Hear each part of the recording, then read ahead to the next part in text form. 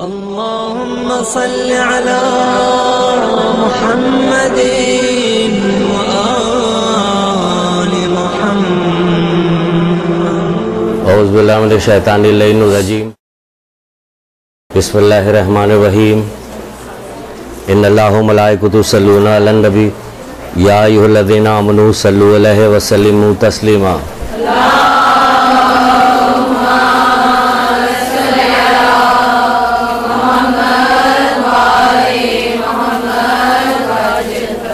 बिस्मिल्लाहिर्रहमानिर्रहीम।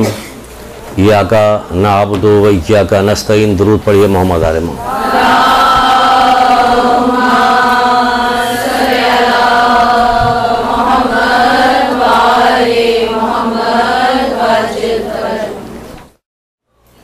अल्लाह का तक़र्रुब हासिल होता है, गुनाह माफ़ होते हैं, पुल सिरात से आसानी के साथ गुजर जाता है, करामत कादवाइन से दोस्ती होती है, तमाम अम्बियाओं की खुशनुदगी है, पुल सिरात से आसानी के साथ गुजर जाता है। मैं कह रहा हूँ कि ये परवरदिगार के तक़र्रुब का सबब है, गुनाहों की माफ़ी का सबब है, दुनिया आखिरत की भलाई का सबब है, पुल सिरात से आसानी से गुजर जाने का सबब है, अम्बियाओं से दोस्ती का सबब है, आमाल की पाकीज़गी का सबब है और मजलिस की पाकीज़गी का सबब है। क्या? मोहम्मद आले मोहम्मद पर दुरूद पढ़ना।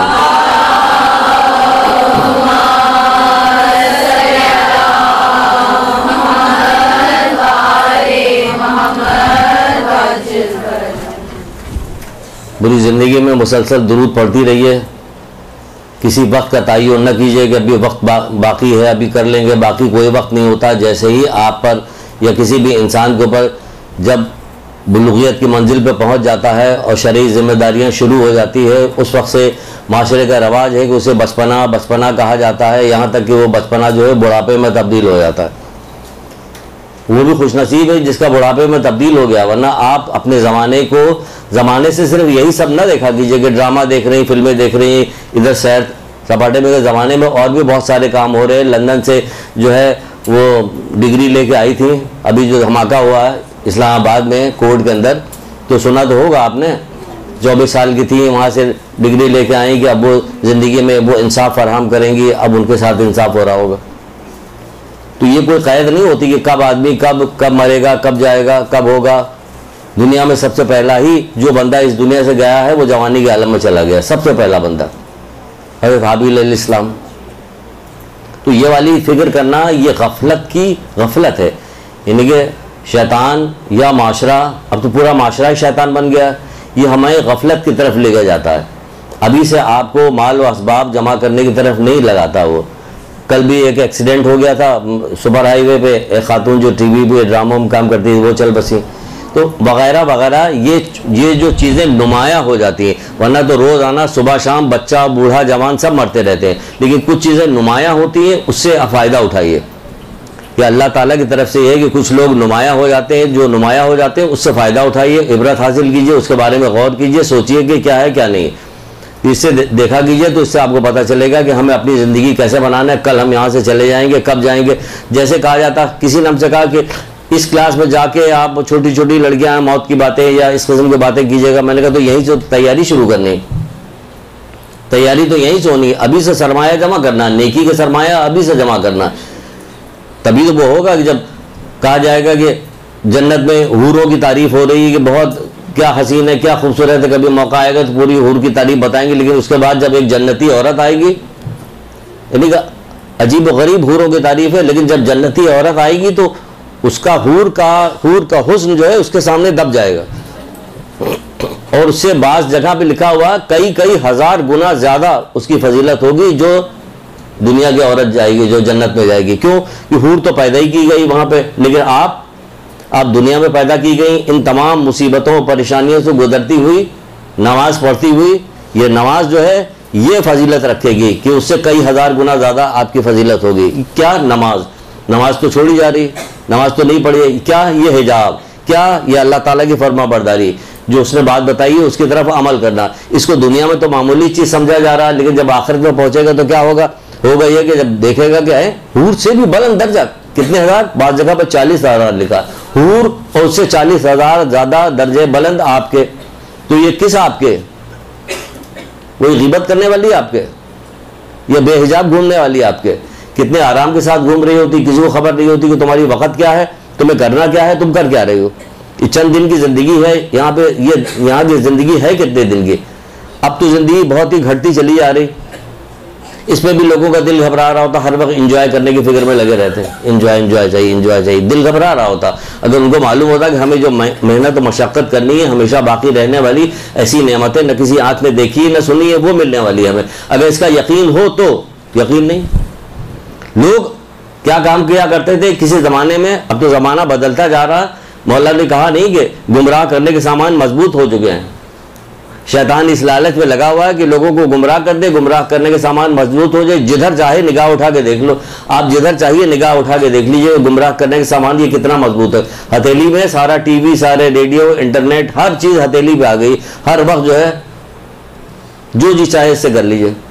तो गुमराह सामान के मजबूत, तो आपको चाहिए कि हर वक्त अपनी निगाहों के सामने आने वाली ज़िंदगी जो है वो वाली उस ज़िंदगी के फिक्र में लग जाएगी। वो जो ज़िंदगी आने वाली है वो क्या है। तो बहुत सारी नसीहतें, बहुत सारी चीज़ें की गई।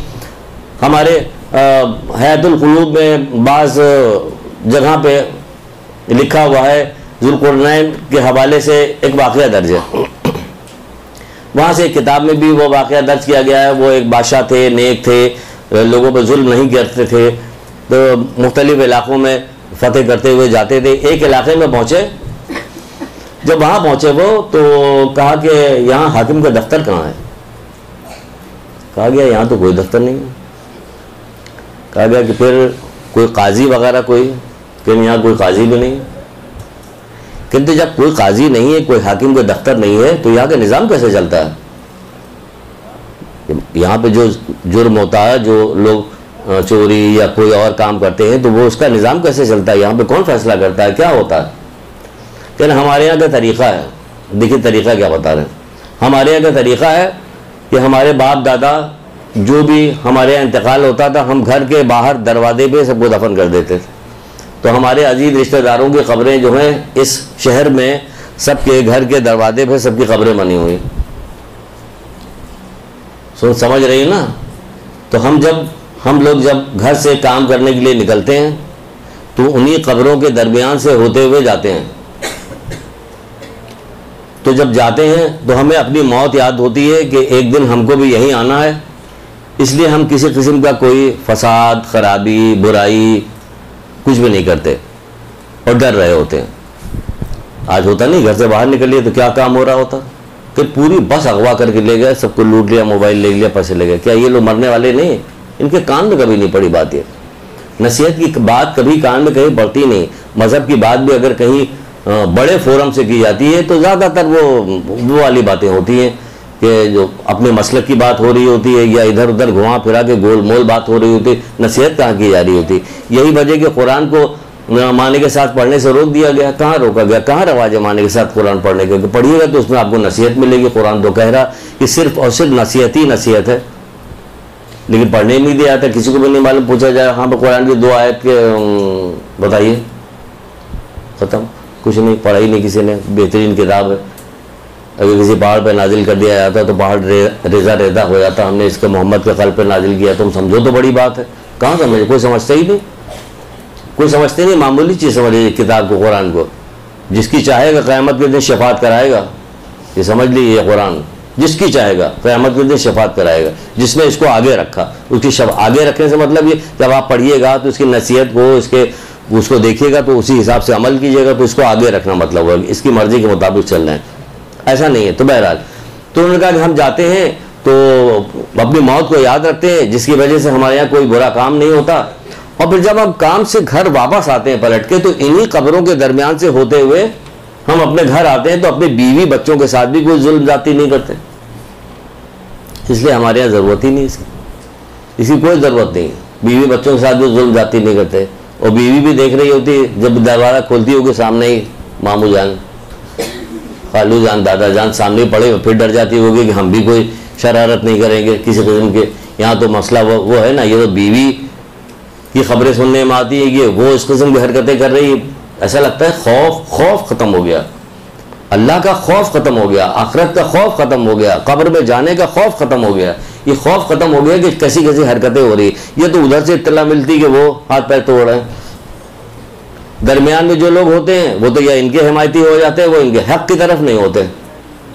हक़ की तरफ हो जाओ, किसी की हिमायती मत बनो और जुल्म ना करो। तो ये इस तरह से उन्होंने किया, तो ये हुआ, ये पता चला कि जनाब अपनी मौत को सामने की तरफ रखेंगे तो फिर क्या होगा कि होगा ये कि हम कोई बुराई नहीं करेंगे। आपको भी अगर सामने रहे कि आप ठीक है, बच्चे हैं अपनी जगह पे, लेकिन ये इत्तला है, दी जा रही है, बताया जा रहा है कि इस तरह से अभी से तैयारी करना है, क्योंकि सफ़र बहुत तूलानी है, बहुत तूलानी सफ़र है, तो उसके लिए हमें इंतज़ाम करना है। तो क्या इंतज़ाम करना? इंतज़ाम ये करना है कि जैसे कि अल्लाह के रसूल मोहम्मद मुस्तफ़ा सल्लल्लाहु अलैहि वसल्लम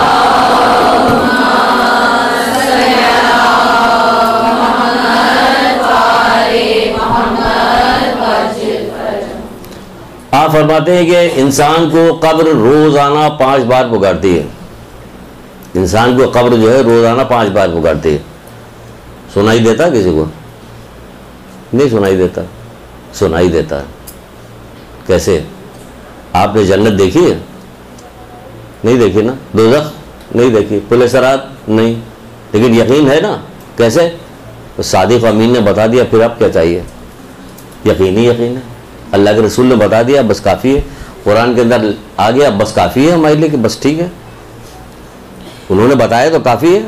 तो इसी तरह अब ये वाली बात जो बता रहे हैं कि कब्र जो है इंसान को रोज़ाना 5 बार पुकारती है, बस अल्लाह के रसूल ने कह दिया काफ़ी है। अब काफ़ी है तो क्या करें कि अब जो पुकार के जो कह रही है उसके ऊपर फिर अमल शुरू कर दें कि जो भी कुछ कह रही है। बहुत सारी चीज़ें अल्लाह के रसूल ने बताई। सदका जब अपने मालिक के हाथ से निकलता है तो किसी को याद है कुछ? 5 कलमात कहता है। अब हम रोज़ाना सदका निकालते हैं, आप रोज़ाना सदका निकालती हैं, कहीं आपको पता है कि सदका जो क्या कह रहा है? सुनाई नहीं देता आपको, लेकिन सुनाई देता है। कैसे? कि अल्लाह के रसूल ने बता दिया, अब सुनाई दे रहा। उन्होंने बताया तो सुनाई दे रहा। उन्होंने कहा कि हर रात को एक फरिश्ता उतरता है और आके आवाज़ लगाता है, ए 20 साल वालों, ए 30 साल वालों, ए 40 साल वालों, 50, 60, 70, 80 साल वालों, आवाज़ लगा रहा कि हमें तो नहीं सुनाई दे रहा। कि उन्होंने बता दिया अब सुनाई दे रहा, तुम जिस हैसियत में हो वो वाला काम शुरू कर दो। 20 साल वाले हो तो कहीं जद्दोजहद शुरू कर दो। तो कहाँ की जद्दोजहद? कर तो रहे जद्दोजहद। पहले जद्दोजहद ये हो रही थी कि अब जद्दोजहद ये हो रही कि मोटरसाइकिल पर बैठी हुई ट्रैफिक कंट्रोल कर रही हैं औरतें, ये जद्दोजहद हो रही है। कल टीवी में दिखा रहे थे। इस तरफ ले जाया जा रहा है। आपका मुकाम क्या था? इंसान बनाने का कारखाना, यानी आप इंसान बनाने वाली थी। तभी तो माँ के पैर के नीचे जन्नत रखी गई, इसीलिए कि माँ जो है बच्चे को जन्नती बनाती है, तब जन्नत है पैर के नीचे। वरना क्या कहा जाएगा, यजीद की माँ के पैर के नीचे भी जन्नत है। तो इसका मतलब कि माँ बच्चे को जन्नती बनाती है। वो खुद ही जन्नती नहीं, जोलखोरी हो, गीबत हो, बेपर्दगी हो, फजूलियात में लगी हुई। तो ये किस मुकाम पे ले जाना है? तो वो वहाँ लेके गए। पायलट बनी हुई, ये बताया जा रहा। वो जो है ट्रैफिक कंट्रोल कर रही, मोटरसाइकिल चला रही, ये बताया जा रहा। जद्दोजहद कर रही। तो ये चीज़ की तरह नहीं, जिधर आपको लगाया गया 20 साल वालों जद्दोजहद करो, आप जद्दोजहद करना आपको। फिर क्या कहा जा रहा है? 30 साल वालों जिंदगानी दुनिया तुम्हें धोखे में न डाले।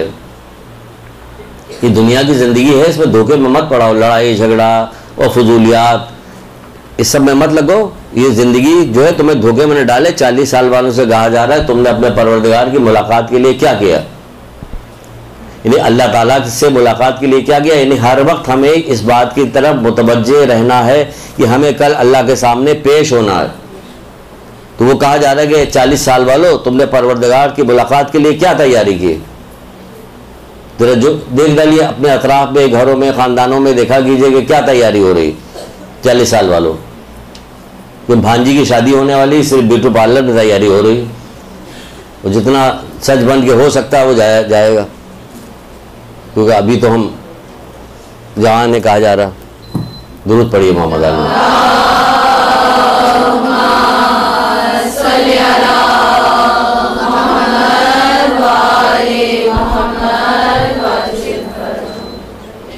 है ना। 40 साल वालों को देख लीजिए क्या तैयारी हो रही है। फिर कहा जा रहा है कि 50 साल वालों डराने वाला आ गया तुम्हारे पास। ये कौन बता रहा है? रसूलुल्लाह बता रहे हैं। हम 50 साल के हैं तो हमें सोचना चाहिए कि हमारे कानों में ये आवाज़ गूंजनी चाहिए कि अल्लाह के रसूल कह रहे हैं तुम्हारे पास डराने वाला आ गया। मतलब बाल सफ़ेद हो गए हैं, दांत तुम्हारे हिलने लगे हैं, तुम्हारी औलाद की औलाद पैदा हो गई, डराने वाला आ गया, तुम किसी वक्त भी निकल जाओगे। तो क्या होगा? तुम्हारे पास डराने वाला आ गया है, यानी डरो। कहाँ डर रहे हैं? किसी चीज़ से नहीं डर रहे हैं, किसी बात से डरने की तैयार नहीं, बेहिस हो गए। यानी बेहिसी तारी हो गई। बेहिसी कब तारी होती है? जब गुनाह पे गुनाह करता चला जाता आदमी, तो क्या होता है? बेहिसी तारी हो जाती है। फिर कहा जाए 60 साल वालों तुम्हारी खेती के काटने का वक्त आ गया। अपने इर्द गिर्द 60 साल वालों को देख डालिए, भैया वालियों को देख डालिए, उनका कह रहे तुम्हारी खेती कटने का वक्त आ गया है। एक तरफ से खुशी भी है, दूसरी तरफ से गम भी है, खौफ भी है। खुशी इस बात का है, इस बात की है कि अल्लाह ताला से मुलाकात होगी।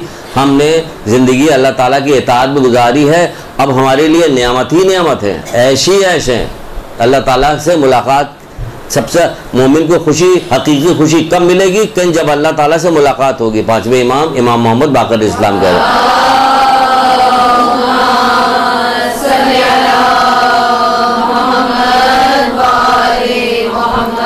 तो भाई 60 साल बाद खेती काटने का वक्त आ गया, तो एक तरह से देखा जाए तो खुशी का वक्त भी आ रहा और गम का भी वक्त आ रहा है कि हमने तो कोई ख़ास तैयारी नहीं की।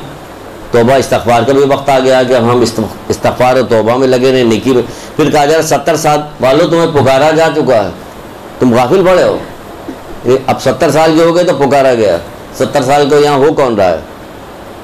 फिर कहा जा रहा 80 साल वालों क़यामत आ गई।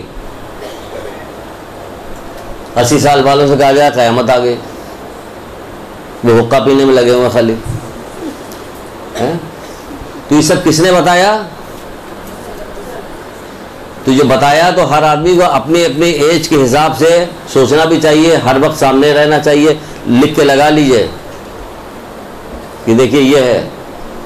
जिस दिन कोई प्रोग्राम हो घर में, ये बड़ा प्रोग्राम है, आज बहुत सारे मेहमान हमारे आएंगे, बड़ा बड़ा लिख के फ्रिज के ऊपर लगा दीजिए, जो आ रहा है देख रहा है। मामू जान वापस चले गए, फ़ौरन खफा हो गए कि सब कुछ मेरे लिए करवाया गया। तो बहरहाल तो ये कहा जा रहा है कि अल्लाह, तो इसी तरह उन्होंने बता दिया, हमें यकीन आ गया कि अल्लाह के रसूल ने जो कुछ बताया वो बिल्कुल सही बताया। अब क्या बताया उन्होंने? पहली चीज़ क्या बताई कि इंसान को रोज़ाना कब्र 5 बार पुकारती है। जो 5 बार पुकारती है वो क्या कहती है? यही आज हमारा मौजू होगा कि वो क्या कहती है, हमें क्या करना चाहिए। तो पहली बात पुकारती है, कहती है, क्या कहती है कि मैं मिट्टी का घर हूँ, मेरी तरफ नहीं, मैं तन्हाई का घर हूँ, मेरी तरफ मोनिस लेके आना। कब्र जो है तन्हाई का घर है, मेरी तरफ मोनिस लेके आना। देखिए अजीज रिश्तेदार जाते हैं, कब्र में उतार के सब चले जाते हैं, अब सिर्फ आप और सिर्फ आप हैं। तो आपने, अल्लाह के रसूल बता रहे हैं कि फिर तुम अपने लिए मोनिस की तैयारी करो कि कोई तुम्हारा हमदर्द, कोई तुम्हारा मोनिस तुम्हारे साथ कब्र में हो कि जिससे तुम्हें वहशत ना हो वहाँ पे तन्हाई में। रात और दिन की फिक्र मत करो कि रात को हो या दिन को हो, जब बंद कर दिया जाएगा ना तो अंदर फिर अंधेरा ही अंधेरा होगा। तो उसके लिए कोई तैयारी करो। तो क्या तैयारी करनी है? जैसे कि हदीस कुदसी में जो तौरेत के चंद नुस्खे हैं वो हदीस कुदसी के नाम से बाज़ार में मिल रहे हैं। देखिएगा, पतली सी किताब है, देखिएगा 40 नुस्खे इसमें बताए गए। उसमें पहले ही नुस्खे में एक जगह पे बात लिखी है, पहली सूरह में एक बात लिखी है, वो क्या परवरदिगार कहते हैं कि मुझे ताज्जुब है उन लोगों पर जो तन्हा मरेंगे, तन्हाई कब्र में जाएंगे और उन्हीं से तन्हाई हिसाब दिया जाएगा। फिर लोगों से मानूस कैसे होते हैं? भाई जब लोग, हम तो लोगों से, जिन लोगों से मानूस है वो तो हमें उतार के चले जाएंगे, हम वहाँ रह जाएंगे अकेले। जब रह जाएंगे अकेले तो हमें क्या करना है? उन्होंने कहा कि मोनिस लेके आना। तो लोगों ने पूछा कि अल्लाह के रसूल मोनिस कौन है, किसको लेके जाएं? तो आपने फरमाया तिलावत कुरान।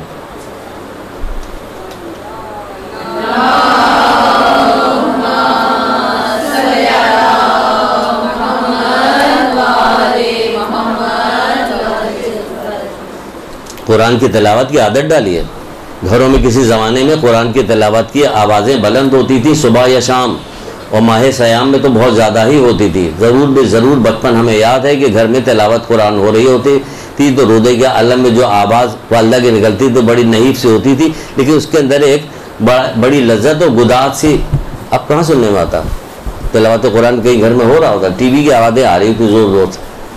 8 घंटे का लगाया सब लोगों ने मिल के, नतीजा क्या निकला? जी माइक मुंह पे लगा दे, ये लोगों ये नतीजा निकला। 8 घंटे लगाए ना, क्या नतीजा निकला? कीमती 8 घंटा, इंतहाई कीमती 8 घंटा इसमें सर्फ किया।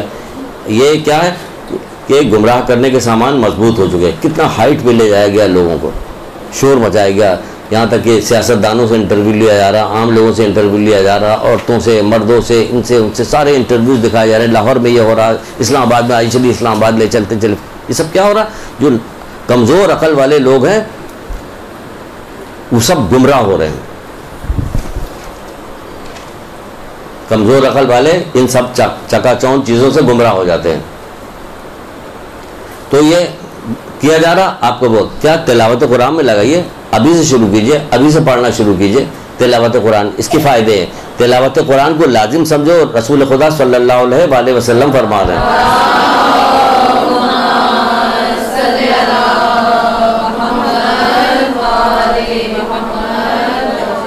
क्योंकि ये गुनाहों का कफ़ारा है।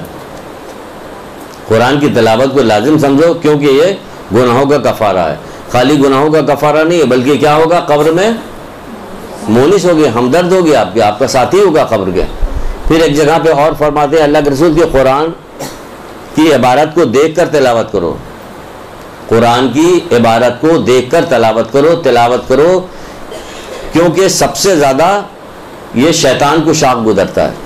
यानी शैतान इससे सबसे ज़्यादा देख कर तिलावत करना जो है, सबसे ज़्यादा किसको शाख गुजरता है? शैतान को।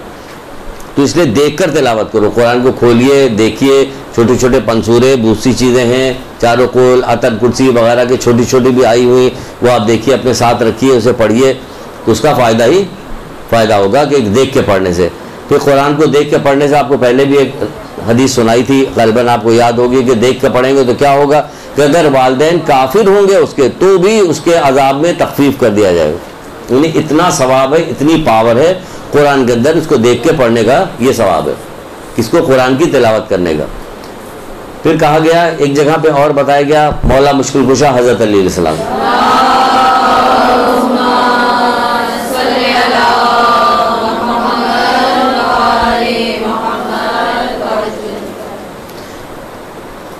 अल्लाह जब कभी अजाब लाने का इरादा करता है ना, तो बड़ा मुश्किल होता है कि उसको टाले। लेकिन यहाँ पे बताया जा रहा है कि कैसे टलता है।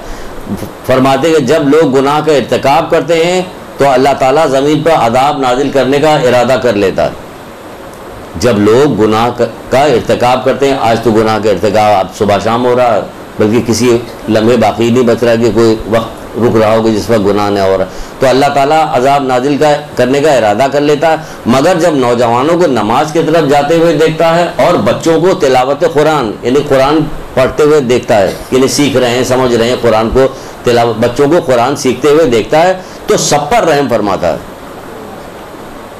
सब पर रहम फरमाता है। घरों में ये इंतज़ाम कीजिए कि बच्चों को कुरान खुद पढ़ाइए, खुद कुरान पढ़ना सीखिए, फिर उसे पढ़ाइए, खुद बच्चों को पढ़ाइए। इस इंतज़ार में मत रहिए कि कोई आएंगे, मौलाना साहब आएंगे, एक दिन आए, 5 दिन गायब हो गए, फिर छुट्टी पे चले गए, तबीयत ख़राब हो गई वगैरह वगैरह, टलता रहता। मुख्तलिफ़ जगहों पे हम देखते रहते हैं, शिकायतें आती रहती कि कोई कुरान पढ़ाने वाला नहीं। पहले तो कुरान घर में औरतें ही पढ़ाया करती थी बच्चों को, आज क्या हो गया? सारी काबिलियत आ गई है, लेकिन ये कुरान नहीं आई, तो फिर अब कौन सी काबिलियत आई? इससे ऊपर की तो कोई काबिलियत नहीं है, कुरान से ऊपर की तो कोई चीज़ नहीं है, बस यही नहीं आती और सब कुछ आता है। सीखिए, इसका फ़ायदा सीखिए। एक नफीसा खातून, एक खातून थी, देखिए खातूनी का तस्करा कर रहे हैं आपके हवाले से। नफीसा खातून अपनी कब्र में बैठ के 1200 दफ़ा कुरान ख़त्म किया। आप ऐसा कीजिएगा कि हम तो कब्र ही में रह जाएंगे, तो कोई दूसरा निकालेगा कुरान, तो एक सूरा भी नहीं ख़त्म हो पाएगा, हम तो वहीं रह जाएंगे। आज इतना डरने लगे कब्र से कि इसकी कोई इंतहा नहीं, वहाँ जाएंगे। और कोई रवाज भी नहीं कि कब्र में बैठ के, कोई पुराने ज़माने का रवाज था उसमें होता, तो लोग अपने घरों में, बाज़ लोग अपनी दुकान पर कब्र खोदे रहते थे, उसमें चादर डाल देते थे, अपने फ़रोख्त कर रहे हैं, और वहीं बैठ के जब देखा कोई नहीं, कस्टमर आ रहा नहीं आ रहा, तो वहाँ बैठ के कुरान पढ़ने लगे। जो ये समझते थे, जिनको अल्लाह ताला ने तौफीक दी थी किसी वजह से, फिर दुआ मांगने की वजह से, वालिदैन की वजह से उन्हें तौफीक मिली थी, तो भाई यही काम करते रहते। अब जो ये काम करते रहते थे, अब जब उनका इंतकाल हुआ, उस वक्त से लेकर करोड़ों साल तक वो ऐश करेंगे। भाई मरने के बाद तो क्या होगा, कि बरज़ख के 1-2 दिन का तो बरज़ख है नहीं कि गुजर जाएगा, काट लिया जाएगा। बरज़ख तो लाखों करोड़ों साल का, जो जैसा सामान भेजेगा वैसा फ़ायदा उठाएगा। तो इसलिए आपको भी चाहिए कि कुरान के, अब कब्रिस्तान में जाके नहीं बैठ सकते तो कम से कम लोग अपनी खबरों के अंदर गल्ला भर के उसे खैरात किया करते थे। ये भी हुआ करता था कि खबर में अनाज भरा और भरने के बाद उसे खैरात कर दिया, कि गरीबों मिस्कीनों को दे दिया। तो कम से कम आप घर में तो बैठ के पढ़ सकती हैं। जब अल्लाह के रसूल ने कहा कि मोनिस लेकर जाओ, तो पूछा गया कि अल्लाह के रसूल वो मोनिस कौन है? कल कुरान, तिलावत कुरान करो, ये तुम्हारा मोनिस मददगार है। कहाँ पे? कब्र में। फिर उसके बाद दूसरी आवाज़ क्या देता है कब्र? दूसरी आवाज़ क्या पुकारती है? कहती है मैं तारीकी का घर हूँ, मेरी तरफ चिराग लेके आओ। तारीकी का घर हूँ, अंधेरा हूँ। अंधेरा है तो क्या हो? चिराग। एक खातून कहने लगी कि मुझे, मेरा जब इंतकाल हो जाए तो मुझे रात को ना दफनाइएगा, दिन को दफनाइएगा। भाई दिन को दफना के क्या करेंगे? उसको तो जब रख दिया जाएगा, सब कुछ स्लेब रख दी जाएगी, सब बंद कर दिया जाएगा, तो अंधेरा ही अंधेरा होगा। तो दिन हो या रात सब बराबर हो जाएगा। तो फिर क्या किया जाए? उनका नहीं, ये खबर कह रही कि मेरी तरफ आना, भेज दो मेरी तरफ, चिराग भेज दो मेरी तरफ, ताकि रोशनी हो जाए वहाँ पे, तुम आओ तो तुम्हें कोई वहशत ना हो। तो पूछा गया कि अल्लाह के रसूल ये चिराग क्या चीज़ है? आपने फरमाया, क्या फरमाया? किसने फरमाया? तो दुरूद पढ़िए तब बताएंगे।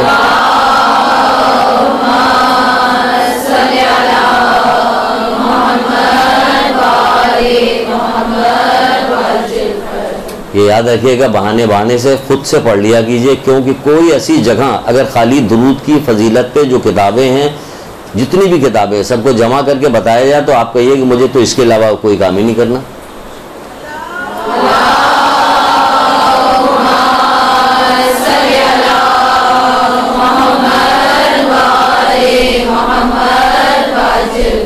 हर जगह फ़ायदा देने वाली है, लेकिन हमें तो मुख्तलिफ़ चीज़ें, मुख्तलिफ़ ज़रूरत आखिरत में है, तो सभी सारी नेकियां लेके जानी। ये दुरूद खुद ही हमारे अंदर ऐसा जज्बा और कैफियत पैदा करेगा कि जो ये लोग आए थे, इन लोगों ने जो कुर्बानी दी, जो मेहनतें की जिस चीज़ के लिए, दीन के लिए, तो सारा दीन इसी दुरूद के हवाले से सारे दीन का शौक़ पैदा हो जाएगा। तो इसलिए जब कोई बात आए तो कहे। तो आप भी क्या फरमाया? जब पूछा गया कि वहाँ पर चिराग क्या चीज़ है, क्या चीज़ भेजें जो वहाँ चिराग बन जाएगी, क्या हो जाएगी? तो आपने फरमाया नमाज शब।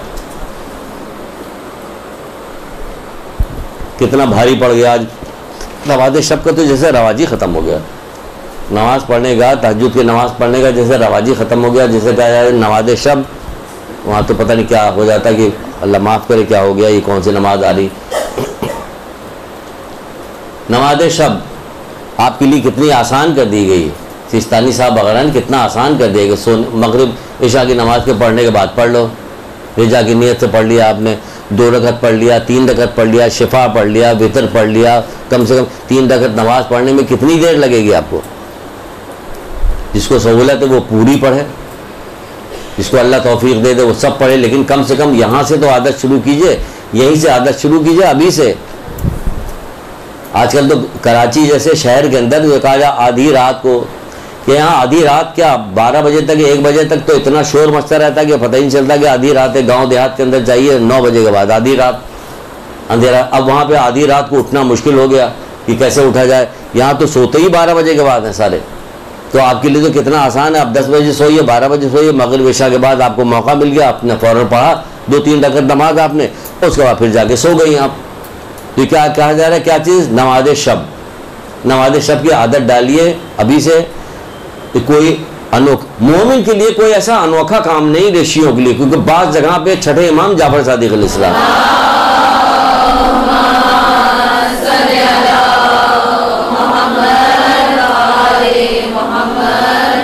इसको रोका क्यों जाता बताने से? बताया जाएगा, आप कहते हैं नहीं, अगर नमाज शब नहीं पढ़ता कहते ये मेरा शिया नहीं है।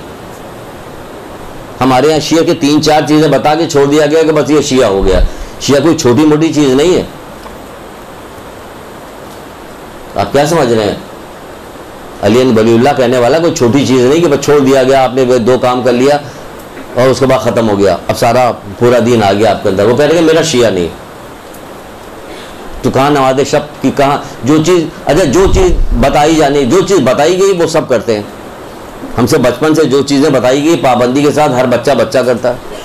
इसका मतलब अगर आपको बताया जाए तो आप भी कीजिएगा, बार बार बताया जाए तो बार बार कीजिएगा। फजीलत इसकी कितनी है अल्लामा हाफिज़, कि अगर बताएं तो एक क्लास में खाली नमाज शब की फजीलत ख़त्म हो जाए, सिर्फ एक क्लास में सिर्फ नमाज शब, और अगर उलमा आ जाए तो इसके मुख्तलिफ मसाइल बताएं अलग, वो अलग हो, उसकी 2 क्लास लगे। लेकिन हम इसकी सिर्फ फजीलत बता रहे हैं ताकि आपके अंदर एक शौक़ पैदा हो और आप आज से ही पढ़ना शुरू कर दिए। कल नहीं, कल कभी नहीं आता, आज का दिन नागा क्यों कीजिए, आज से शुरू कर दिए। क्या अगर नमाज शब क्या काम करती है? छठे इमाम जाफर सादिक अलैहिस्सलाम की रवायत है।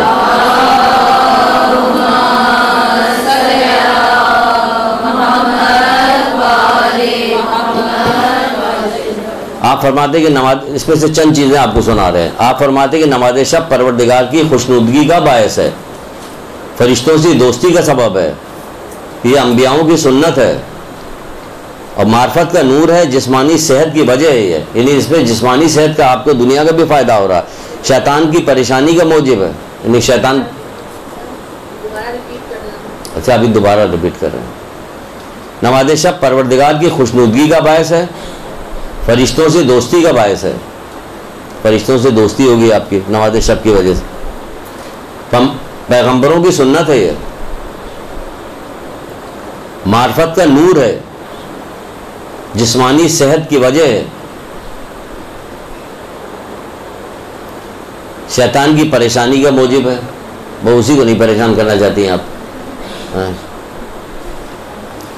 एक असलहा है दुश्मनों के खिलाफ,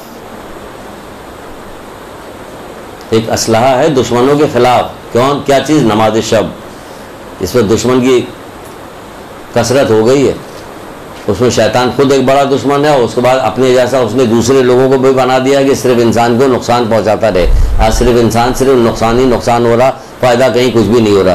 कितना भी रोते हैं लोग, पीटते हैं, हम देखते रहते हैं, लेकिन नतीजा 4-5 दिन के बाद कुछ नहीं निकलता, सब ठंडे पड़ जाते हैं और उसी डगर पर दोबारा चलने लगते हैं, नतीजा कुछ नहीं लेते। क्या कहा जा रहा है कि असलहा है दुश्मनों के खिलाफ क्या है? दुआ और आमाल के कबूल होने का सबब है, यानी कि इसमें दुआ भी कबूल होती है, आमाल भी कबूल होते हैं। नमाज शब की वजह से दुआ और आमाल कबूल होने का सबब है, रोज़ी में बरकत का बायस है। आज रोज़ी के सिलसिले में लोग कितना परेशान हैं। किसी ने आके छठे इमाम से ही, इमाम जाफर सादिक अलैहिस्सलाम से,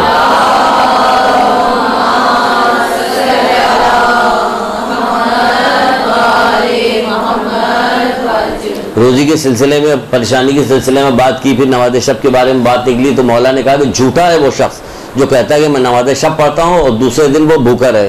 नहीं, भूखा नहीं रह सकता अगर नमाज शब पढ़ने वाला।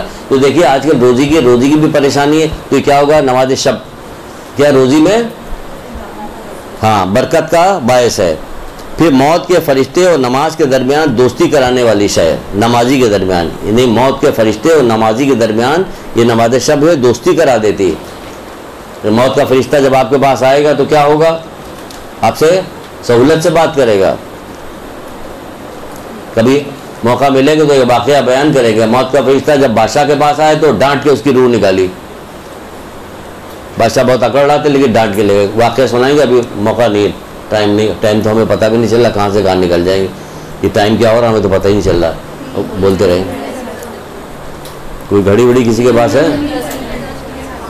3 बजने में 10 मिनट का। बताइए हमें कैसे 3 बजने में 10 मिनट हो गए, थोड़ी देर तो रहेगी। बहरहाल क्या कहा जा रहा है? तो वो बादशाह के पास गया तो उसकी जान निकाली डांट के। बादशाह कितना अकड़ रहा था, सारी अकड़ ख़त्म हो गई। जब नेक आदमी के पास आया तो पूछने लगा कि आपको कोई काम हो तो अपना काम ख़त्म कर लीजिए। उनका नहीं, मुझे कोई काम नहीं है। आप कौन? अगर मैं मलकुल मौत हूँ।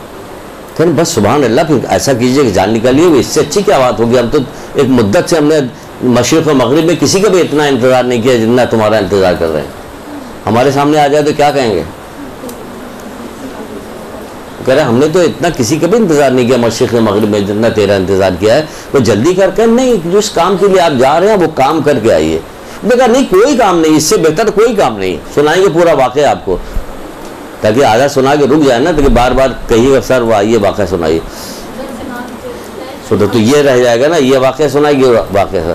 तो कहा नहीं, परवरदिगार का हुक्म है कि जैसे तुम कहोगे वैसे तुम्हारी रूह निकाली जाएगी।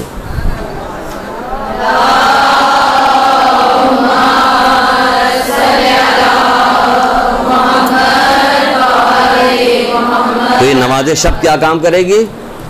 मौत के फरिश्ते से आपकी दोस्ती करा देगी। नमाज शब क्या काम करेगी? कि कब्र का चिराग बन जाएगी। यही है ना कि अब हमारी तरफ आना तो रोशनी चिराग लेके आना, तो ये नमाज शब क्या चीज़ है?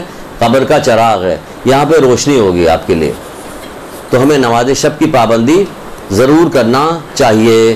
फिर कहा जा रहा है मुनकिर नकीर का जवाब है, यानी आपको जवाब देने में आसानी पैदा होगी। नमाज शब पढ़ने वाला अब कैसे होगी कुछ नहीं पता आपको, आप तो बीज डाल देते हैं, फिर वो कैसे निकल रहा है गमले में। आप देखिए कभी कोई धनिए का या किसी चीज़ का बीज डाल के दे देखिए, अब वो कैसे निकल रहा है, कैसे उसके अंदर हरा रंग कैसे पैदा हो रहा है, खुशबू कैसे पैदा हो रही है, धनिए की खुशबू आ रही है, सब ये सब हमें कुछ नहीं पता। हमने तो डाल दिया बस, बाकी कौन जानता कि अल्लाह जानता कि किसमें से क्या चीज़ निकलता है कैसे बस हमें हुक्म हुआ कि नमाज शब पढ़ो, हमने नमाज शब पढ़ना शुरू कर दिया। फ़ायदा के लिए सारे फ़ायदे मौजूद हैं।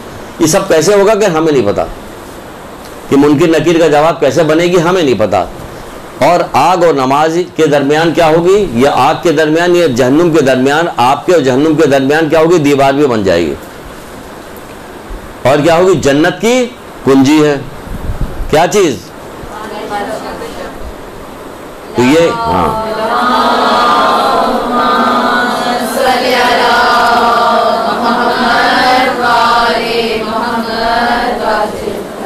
तो इसकी पाबंदी कीजिए। 2 रकत 1 रकत जो भी हो इसको पढ़िए। और ख़ास तौर से अगर आप दुनियावी तालीम हासिल कर रही हैं या दीनी तालीम हासिल कर रही हैं तो इसके लिए ख़ास तौर से बताया गया है कि तालिब इल्मों के लिए कहा गया है कि बहुत ही ज़्यादा अक्सर ये चीज़ है हाफजे के लिए। ये हाफजा बहुत अच्छा होता है। कैसे होगा हमें क्या पता, वही चीज़ है कि हमें क्या पता, जो बता दिया वो हम कर रहे हैं, हमें क्या पता। हमसे तो कहा गया कि पुलिस रात से गुजरने का परवाना क्या क्या अलियन वलीउल्लाह, बस हमने मान लिया। अब कैसे गुजर जाएंगे हमें क्या पता। ये तलवार की धार से ज़्यादा तेज़ है, आग से ज़्यादा गर्म है, बारीक है, सब कुछ है। तो इतनी अगर आप आज सोचिए तो क्या ऐसे गुजर सकते हैं? कुछ भी कीजिए तो आप तो डरिएगा, लेकिन वहाँ कैसे गुजर जाएंगे हमें नहीं पता। गुजारने वाला वो है जिसने हुक्म दिया, वो जाने, अल्लाह के रसूल जाने, मौला अली जाने। बस हमें क्या, हमने तो एक दफ़ा अलियन वलीउल्लाह कह दिया, बस अब कौन ले जाएगा? कि मौला अली ले जाएंगे।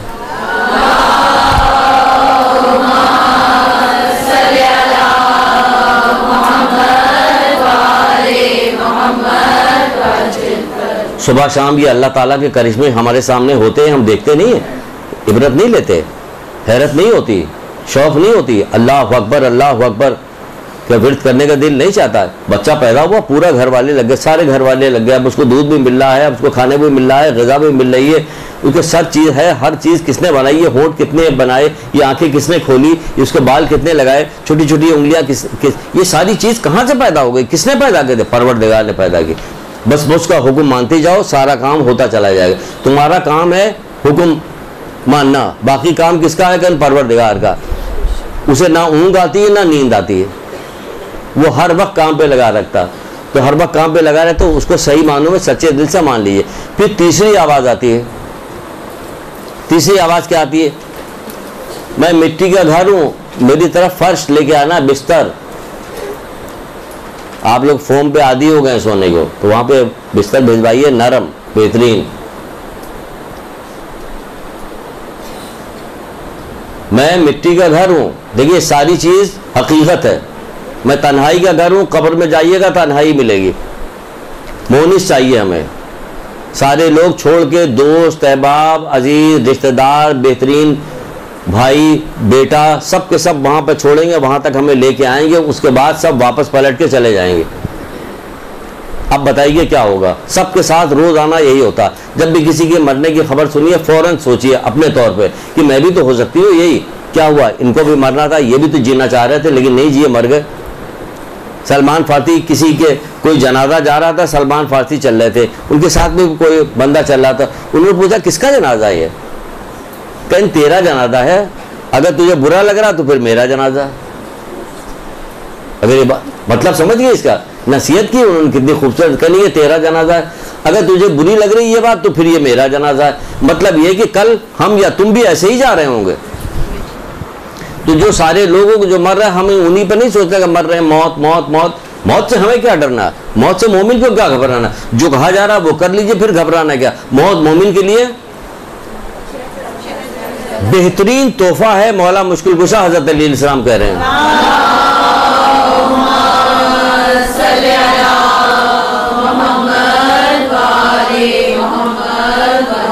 बताइए, यूं ही कह रहे हैं। मौत मोमिन का बेहतरीन तोहफा कहा, बेहतरीन तोहफा।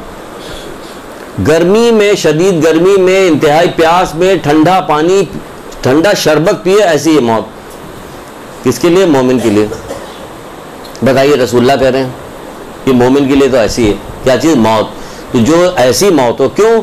ये मौत ही वो चीज़ है जो हमें अल्लाह ताला से मुलाकात करवाती है। तो हमें मौत से मोहब्बत करना चाहिए। मौत से मोहब्बत में थोड़ी ये मतलब थोड़ी कि जेब में जो पिस्तौल रख के घूमते रहें, ये मतलब नहीं है। मौत से मोहब्बत करने मतलब ये मौत से कराहियत नहीं करें। सहीफ़े कामला में बहुत ही छोटी सी एक दुआ एक पेज पे मुश्किल से है, एक पेज पे सहीफ़े कामला में मौत के सिलसिले की दुआ। उसे देख डालिए, आपको मोहब्बत पैदा हो जाएगी। पढ़ डालिए उसको भी पढ़ डालिए। बहुत सारी चीज़ें फजूलियात पढ़ती हैं, ज़रा वो भी पढ़ डालिए। अब हम क्यों? कि अल्लाह ताला से मुलाकात करवा रही है। तो जो अल्लाह ताला से आपकी मुलाकात कर रहे हैं वो परवरदिगार से, कि जिससे मुलाकात के बाद हकीकी खुशी तो मोमिन को नसीब ही उस वक्त होगी जब अल्लाह ताला से मुलाकात करेगा। वहाँ जाएगा तब हकीकी खुशी होगी। परवरदिगार हज़रत मूसा से कह नहीं रहा, एक जगह पे हज़रत मूसा से गुफ्तगू के दौरान बहुत सारी चीज़ें की, तो एक बात ये भी कही परवरदिगार, हे मूसा, लोग जो हैं राहत को दुनिया में तलाश कर रहे हैं। अल्लाह ताला ने कहा आखिरत में रखिए, लोग दुनिया में तलाश करें। हमने राहत को जन्नत में छिपा रखा है। यूं है कि हमने राहत को जन्नत में छिपा रखा है, लोग दुनिया में तलाश कर रहे हैं। छठे इमाम ने भी एक दफ़ा ऐसे ही कहा,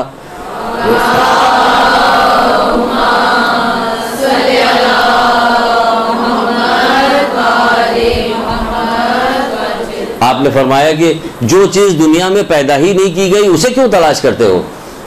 तो किसी ने पूछा, मौला वो क्या चीज़ है जो पैदा ही नहीं की? इन आराम, राहत, इस दुनिया के लिए पैदा ही नहीं की। तो जब दुनिया के लिए पैदा नहीं की गई तो इसमें तलाश भी नहीं करना चाहिए। ये धोखे वाली राहत है। ये जो राहतें हैं जिसको आप राहत कहते हैं, ये राहत नहीं, ये धोखा है, ये धोखा है। आप देखिए, कोई भी खुशी होती है उसके पीछे गम छिपा होता है कि नहीं होता? अभी आज बच्चा पैदा हुआ, कल उसको पीलिया हो गया, पूरे घर वाले, अम्मा रोने लगी फौरन, बड़ी मुश्किल से मन्नत बच्चे को पीलिया हो गया, लेकिन तुम्हें अभी तो बड़ी खुशी होती है, रो क्यों रही?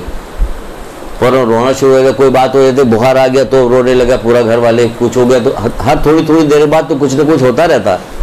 बच्ची की बड़ी धूमधाम से हमने शादी की, तो उसके बाद क्या, जब रुखसत होने लगी तो हम रोने लगे, कलेजा पकड़ गया, क्यों रो क्यों रहे? हर खुशी के साथ यहाँ गम छिपा हुआ है। यहाँ की राहत नहीं, क्योंकि उसकी जुदाई हमें गमगीन करी। वहाँ आप किसी से जुदा नहीं होइएगा, तो इसलिए वहाँ की काम करना चाहिए। तो क्या कहा जा रहा है कि मैं मिट्टी का घर हूँ, मेरी तरफ बिस्तर लेके आओ। अब ये बिस्तर क्या चीज़ होगी, क्या चीज़ बनेगी? अब अल्लाह के रसूल से पूछा गया कि ए अल्लाह के रसूल, ये कब्र का बिस्तर क्या है? तो आपने फरमाया नेकी, यानी अमल सौले। अमल सौले जो है ये कब्र का बिस्तर है। तो अमल सौले में क्या किया जाए? हम तो बस चंद लोगों के साथ, जिनको पसंदीदा लोग हैं उन्हीं के साथ नेकी करते हैं, तो किसी के साथ नेकी नहीं करते। हम ऐसा तंग दिल, छोटे दिल के हैं कि हम नेकी आम हालत में नहीं करते। हम वो नहीं है कि जैसे कि किसी ने जब इमाम हुसैन अलैहिस्सलाम से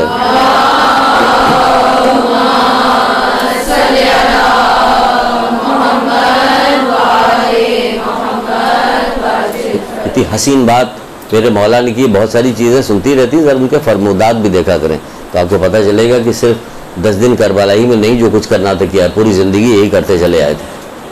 जब किसी ने नेकी के बारे में दरियाफ्त किया तो आप देखा कि नेकी तो मूसलाधार बारिश की तरह है, वो हर चीज़ पे पड़ती है, बियाबान हो, मैदान हो, पहाड़ हो, हर चीज़ पे पड़ती रहती है।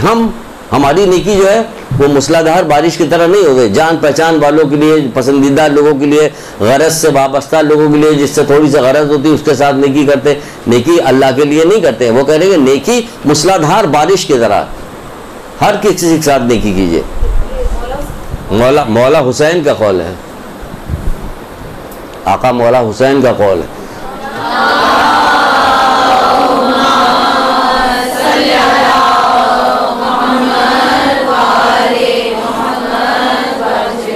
जो बचपन से सुनते चले आ रहे हैं कि उनको पानी बंद किया जाएगा करबला में, 3 दिन का भूखा प्यासा उन्हें शहीद किया जाए, ये मेरा मौला हुसैन का कौल है। इसके बावजूद तमाम लश्कर को पानी पिलाया था कि नहीं पिलाया था? नेकी मूसलाधार बारिश की तरह, तो आपने देखिए करके भी दिखा दिया। ये नहीं वो किया कि नहीं इनको तो नहीं पिलाना, मौका बहुत अच्छा है, इनको यही मार लेते हैं, लेकिन नहीं, जो कहते हैं वो करते हैं। किस खानदान से ताल्लुक़ रखते हैं कि इनके बाप के तो सर पे ज़रबत लगी हुई थी, वो नेकी कर रहे थे। इनके नाना के ऊपर तो कूड़े फेंके जाते थे, पत्थर मारे जाते थे, सब कुछ किए जाते थे, लेकिन इसके बाद नाना नेकी किया करते थे। माँ के साथ क्या कुछ नहीं होता रहता था, लेकिन जब दुआ करने के लिए बैठती थी तो क्या होता था, इतनी देर इतनी दुआ मांगती रहती थी कि इमाम हसन कहते थे अम्मा कुछ हमारे लिए भी, कहीं बेटा अजीज दूसरे रिश्तेदारों के लिए, पड़ोसियों के लिए उनसे वक्त मिलेगा तो फिर ये इन लोगों को मानने वाले अगर इनके मानने वाले अगर दुनियादार बन जाएं उन तमाम चीज़ों से, वो तो आप देखिए उनकी कुर्बानियों में कितना बड़ा वो है, सवालिया निशान है हमारे लिए कि हम किस कुर्बानी को मानते हैं और किस तरह से मानते हैं। क्या रस्मी तौर पे मानते हैं कि हम सही मानों में गहराई में नहीं जाते कि उन्होंने किस काम के लिए कुर्बानी दी, इस काम के लिए। तो मौला लिए कहते क्या नेकी, अमल सौले, नेकी क्या चीज़ बनेगी, कब्र में हमारे बिस्तर बन जाएगी। तो कहा जा रहा है कि नेकी करो, अमल जितने वाजिबात हैं उसको अदा कीजिए। कहा जा रहा है बाज़ जगह पे वाजिबात अदा कीजिए, मुस्तहबात अदा कीजिए, ये है अमल सौले। और एक चीज़ को और अमल सौले अलग से कहा गया, वो क्या चीज़, मोहम्मद आले मोहम्मद पे दुरूद।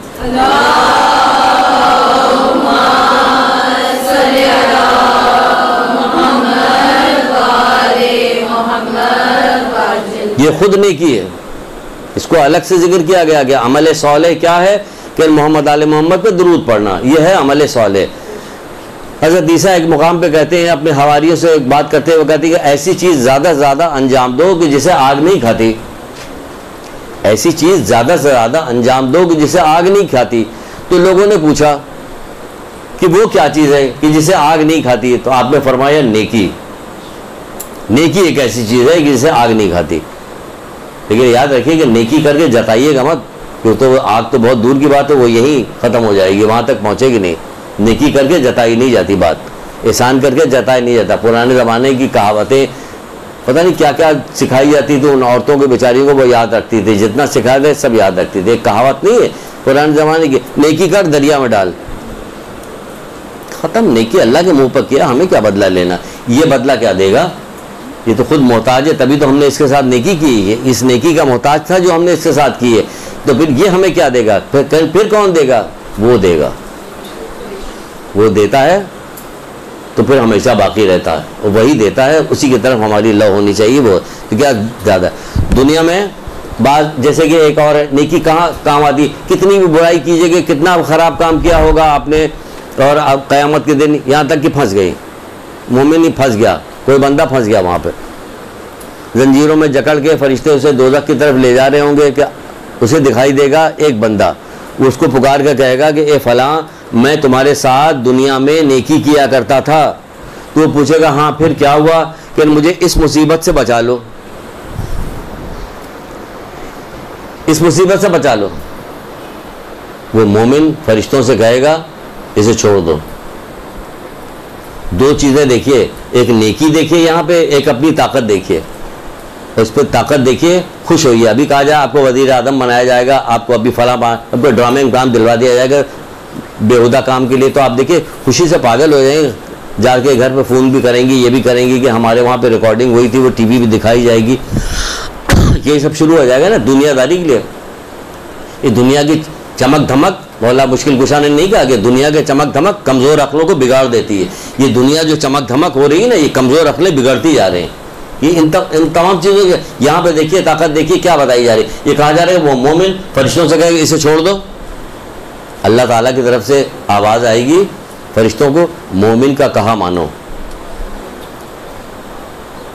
मोमिन का कहा मानो, यानी कि अल्लाह ताला कहेगा फरिश्तों से कि जो मोमिन कह रहा है इसे कहा मानो। क्या कह रहा, इसे छोड़ दो, यानी कि इसके देखिए तो ज़रा ताकत इसकी कि मोमिन वाकई वो जंजीर में जकड़ा हुआ, फरिश्ते उसे दोज़ख की तरफ ले जा रहे होंगे, और मोमिन देखेगा जब उससे कहेगा मेरी मदद करो, मैं तुम्हारे साथ दुनिया में नेकी किया करता था, तो मोमिन की ताकत उसका कहेगा छोड़ दो इसे, फरिश्तों का कहना मानना पड़ेगा, क्योंकि अल्लाह ताला का हुक्म आएगा फरिश्तों मोमिन का कहा मानो।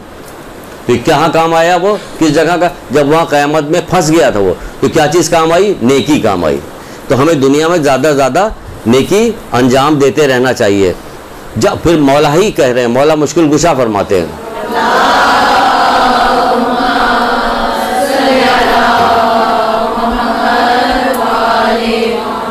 कहते जहां तक मुमकिन हो सके, जहां तक मुमकिन हो सके नेकी करते रहो, क्योंकि ये बुरे मौके से बचाती है। जहां तक मुमकिन हो सके नेकी करते रहो, क्योंकि ये बुरे मौके से बचाती है, बुरे मौके से बचाती है। कोई भी बुरी बात ऐसी कहीं आएगी, ये तुम्हें बचा लेगी। आप जो उसमें पढ़ती होंगी कभी माने के साथ भी दूसरी चीज़ें, दुआएं भी कभी माने के साथ पढ़ा कीजिए। तो जो मौला मुश्किल कुशा ने की एक दुआ जो उन्होंने तालीम दी है, अक्सर बेशतर कब किसी ज़माने में पढ़ी जाती थी, अब बंद हो गई। दुआए कुमैल कभी जब नया नया इनकलाब आया था तो पढ़ी जाती थी मुख्तलिफ जगह, अब नहीं पढ़ी जाती। पढ़िए उसको, कभी माने से पढ़ लीजिए। उसमें एक जगह पे लिखा हुआ है कि देखिए वो उन्होंने वो चीज़ बताई है जो नेकी आपके साथ अल्लाह ताला करता रहता, आपको ख़बर भी नहीं होती, इसीलिए आप शुक्र भी नहीं अदा करती। उसमें लिखा हुआ एक मुकाम पे, न जाने कितनी ऐसी मुसीबत थी जो हमारे पास से गुजर गई और हमें ख़बर भी नहीं हुई। ये कौन गुजार रहा नेकी जो हमें ख़बर नहीं हो रहा, ये कौन हमें मुसीबत से बचा रहा, हमारा रब बचा रहा। किस बात का शुक्रिया, कहीं है शुक्रिया, नहीं शुक्रिया, हमें पता ही नहीं। मौला इस तरफ इशारा कर रहे हैं, न जाने कितनी ऐसी मुसीबत थी जो हमारे पास से गुजर गई और हमें ख़बर भी नहीं हुई। ये किस वजह से गुजर गई, खबर नहीं हुई, नेकी करने से। ये क्या करेंगे, जहाँ तक मुमकिन हो नेकी करते रहो, क्योंकि ये बुरे मौके से बचाती है। कोई बुरा मौका आएगा तुम्हें बचा लेगी, तुम्हें पता भी नहीं चलेगा, ये तुम्हें बचा लेगी। फिर मौला ही फरमाते एक मुकाम पे आओ कि तुम पर लाजिम है कि नेक काम करते रहो, तुम पर लाजिम है कि नेक काम करते रहो, क्योंकि यह आखिरत के लिए बेहतरीन सामान है, बेहतरीन सामान है। आखिरत के लिए बेहतरीन सामान है क्या, नेकी। फिर फरमाते हैं मौला मुश्किल कुशाई फरमाते हैं, तीसरा कौल सुना रहे मौला के नाम से,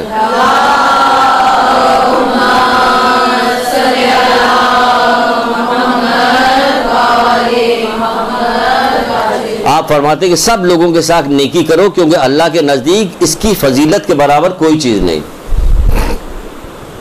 अल्लाह के नज़दीक इसकी फजीलत के बराबर कोई चीज़ नहीं। आप धीरे धीरे जब आदत डालिएगा ना, तो फिर आपको लज्जत आने लगेगी। आपको बुराई करने में एक अजीब सी कैफियत पैदा होगी कि आप बुराई कर नहीं पाइएगा। और नेकी, क्योंकि नेकी करने की आपकी आदत पड़ जाएगी, तो इसके अंदर एक लज्जत है, एक मज़ा है, तो इससे बुराई छूटती जाएगी।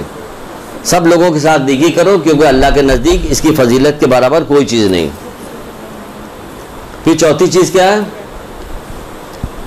निदा आती कि मैं सांप बिच्छू का घर हूँ। अब सोच लिए सबसे ख़तरनाक चीज़ ये आ गई, मेरी तरफ जहर की दवा भेजो, यानी सांप बिच्छू के लिए जो दवा है वो भेजो। कहते सांप बिच्छू का घर है, जाओ, हमें सता रहे हो ना, कब्र में सांप बिच्छू काटेगा, तू भी सांप बिच्छू काटेगा, तो उससे हमको हमारे पास दवा है बचने की। कि नहीं दवा होती तो तुम हमें सताते ही नहीं। इसका मतलब दवा तुम्हें सही तरह से पहचान नहीं दवा की। अगर दवा की पहचान होती तो मैं सताते नहीं। तो कहा जा रहा है कि मैं सांप बिच्छू का घर हूँ। चौथी बार जो पुकारता है मैं सांप बिच्छू का घर हूँ, मेरी तरफ दवा लेके आओ। कितना एहसान है इनका, मोहम्मद आले मोहम्मद का, कि हमें कोई परेशानी,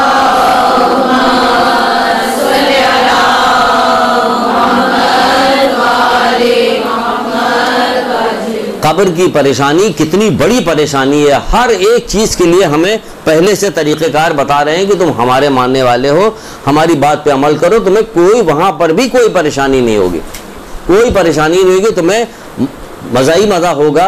तो वहाँ पहुँचने के बाद सुकून से आराम से सोओगे, क्योंकि तुम ही हो कि जब तुम वहाँ पे भेजे जाओगे, जब तुम कब्र में जाओगी या जाओगे, तो क्या होगा, कब्र दोनों हाथ उठा के कहेगी आ इस तरह से मेरी गोद में आ जा जिस तरह माँ की गोद में बच्चा आता है।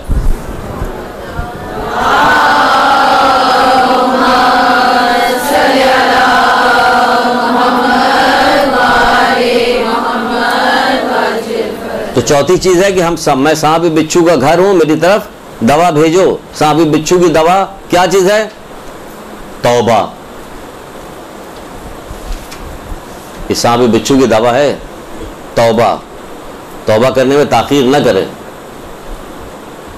और ज़बानी तौबा भी न करें, खाली तौबा तौबा कर रहे हैं, काम वही हो रहा, या अल्लाह तौबा या अल्लाह तौबा या अल्लाह तौबा या अल्लाह तौबा। कम तोल लें या अल्लाह तौबा भी चल रहा है, धोखा दे रहे हैं या अल्लाह तौबा भी चल रहा है, ग़ीबत भी हो रही, तौबा तौबा। अल्लाह माफ़ करे, अल्लाह माफ़ करे मुझे, यार ऐसी हमने ख़राब नहीं देखा, फला फला काम उन्होंने किया था, ये ग़ीबत हो रही है और उसके बाद तौबा के साथ वो ग़ीबत शुरू हो रही है, या अल्लाह तौबा या अल्लाह तौबा। राज फाश किया जा रहा तौबा करने के साथ, ये वाली तौबा नहीं चलेगी, हो सकता है इसमें ज़्यादा गुनाह मिल जाए। पहचानती ना, कोई ऐसी बात तो हम नहीं बता रहे कि जो नहीं होती, तौबा करके बात गुनाह की जा रही होती। अल्लाह माफ़ करे, जैसे ख़राब लड़कियां उनकी है, वो फलां फलां जगह ये हो रहा था, अब उनको पूरी बात बता दी।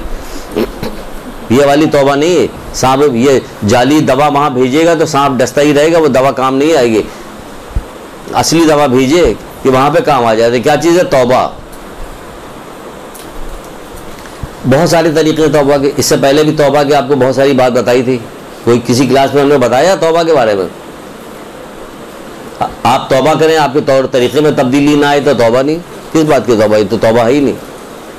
आपने तौबा किया, लोगों का माल नहीं वापस किया, ज़बान अपनी आपने दुरुस्त नहीं की, सोने और जागने का तरीका नहीं आपने बदला, आपके लिबास में कोई तब्दीली नहीं पैदा हुई कि खुम्स निकला हुआ लिबास है कि नहीं है, ये ऐसा लिबास अल्लाह ताला जो है औरतों को कैसा लिबास पसंद करता है, मर्द के लिए कैसा लिबास मौजूद है, कि कितना हिजाब हमारा होना चाहिए। ज़बान हमारी ठीक नहीं हुई तो फिर किस बात का तौबा हो गया, लोगों के साथ वैसी जुल्म जाती फिर किस बात की तौबा हो गया। जिसका सामान चीज़ें ली हुई, जिसका दिल दुखाया हुआ, वो लोगों को वापस करो, उनसे जाके माफ़ी मांगो, वरना किस बात की तौबा? तौबा कहाँ हुई?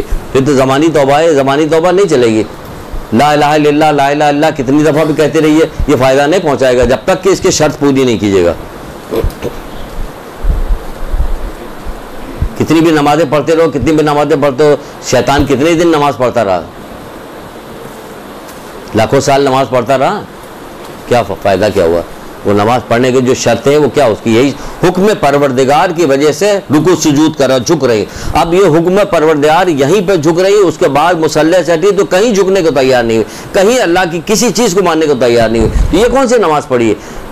नमाज जो पढ़ी जाती है, नमाज जो होती है, सजदे में गए, रुकू में गए, सुजूद में गए, तो क्या वह हम बता रहे हैं, ये बताया जा रहा है कि अल्लाह के हुक्म के सामने सर तस्लीम खत्म है। अब नमाज से हटने के बाद अल्लाह के किसी कानून को, किसी बात को कहाँ से सर तस्लीम मान ही नहीं रहे, तो यहाँ पे भी तौबा करने के क्या फ़ायदा हुआ? वरना अल्लाह ताला तो आपसे इतनी मोहब्बत करता है, अपने बंदों से इतनी मोहब्बत करता है, इतनी मोहब्बत करता है जितनी आपकी बहमो गुमान भी नहीं आई। जितना आप नाफरमान है, वही तो कहता हदीस कुदसी में कि मैं तुम्हारे साथ बराबर नेकियां करते हैं, तुम कैसे मेरे बंदे हो कि मेरी नाफरमानी करते रहते हो? मैं तुम्हारे ऐप छिपाता रहता हूँ, तुम्हारे ऐप को पर्दा डालता रहता हूँ और तुम जो है ऐप पे ऐप करते चले जा रहे हो, तुम मेरी नाफरमानी। हदीस कुदसी खरीदिए, पढ़िए, देखिए, बड़ी अच्छी किताब है। तौरेत के 40 नुस्खे हैं, उसको एक जगह जमा किया गया। हज़रत अली अलैहिस्सलाम ने इब्रानी ज़बान से अरबी ज़बान में उसका ट्रांसलेशन किया, फिर वो अरबी से उर्दू में ट्रांसलेशन हो गए। किताब में आपको कहाँ मिलेगी, कहाँ बताया जाए, शायद महफूज बुक डिपो में मिल जाए।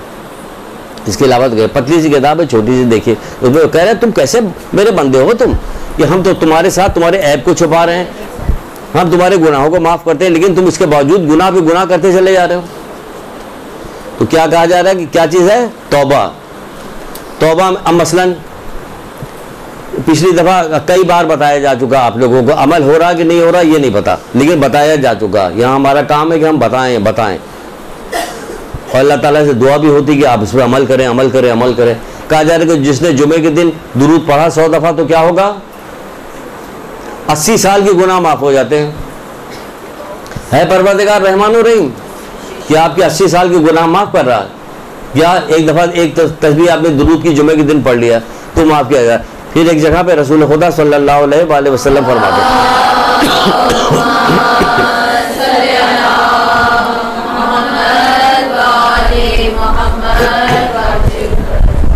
कितनी देर बाकी है?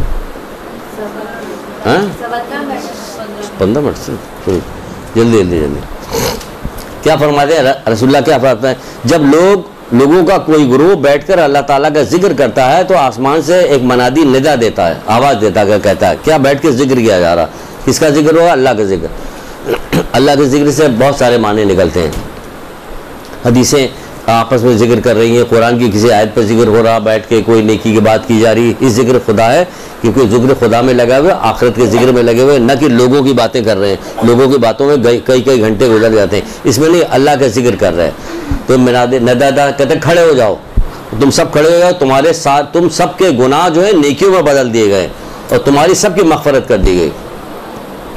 तो कभी बैठ के बात तो कीजिए, अल्लाह का जिक्र तो कीजिए। देखिए क्या हो गया, ये अल्लाह की रहमत नहीं तो क्या है कि आपने बैठ के अल्लाह का जिक्र किया, वहाँ ये क्या कहा जा रहा है कि उठ के खड़े हो जाओ, तुम्हारे सब जितने गुनाह थे तुम्हारे वो नेकियों में बदल दिए गए हैं और तुम सबकी मग़फ़िरत कर दी गई।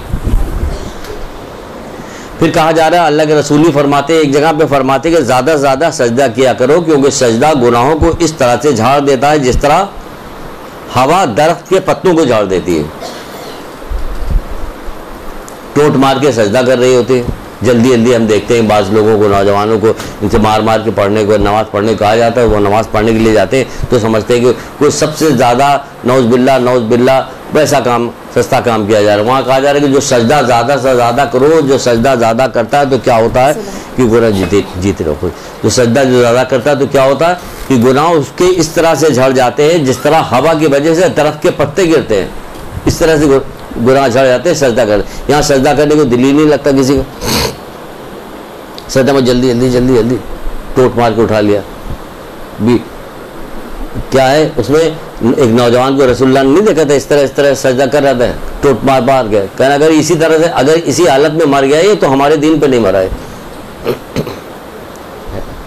जल्दी सजदा किया जा रहा है, क्या सजदा किया जा रहा है। फिर कहा जा रहा कि जब किसी मरीज़ की इयादत करने के लिए आप जाती हैं तो क्या होता है, मरीज़ की क़ुर्बतन इल्लल्लाह, किसी मरीज़ की इयादत के लिए गए तो 70 लाख फरिश्ते जो हैं आपके हस्त में क्या काम करते हैं, इस्तग़फ़ार करते हैं। तो ये सब कहाँ जा रहा है, इस्तग़फ़ार, ये सारी चीज़ें कहाँ जा रही है, कब्र में जो हमारे लिए क्या है, सांप बिच्छू का मुँह बांधने के लिए जा रहे हैं, वो गायब कर देगा, सांप बिच्छू ही नहीं होगा। हमारी दवा तो ऐसी थी कि आए नहीं, रात को कोयल जला देती है ना, इसको जला देती, क्या मच्छर गायब हो गया सारे। ये वो वाला कोयल है, तौबा का, कि वहाँ कब्र में लेके गए तो क्या हुआ कि सांप बिच्छू गायब हो गए, वहाँ से सारे के सारे भाग गए वहाँ से। क्या तौबा, लेकिन सच्ची तौबा हो, अच्छी तौबा हो और धोखा न दे, क्योंकि मौला मुश्किल कुशा हज़रत अली इस्लाम इरशाद फरमाते हैं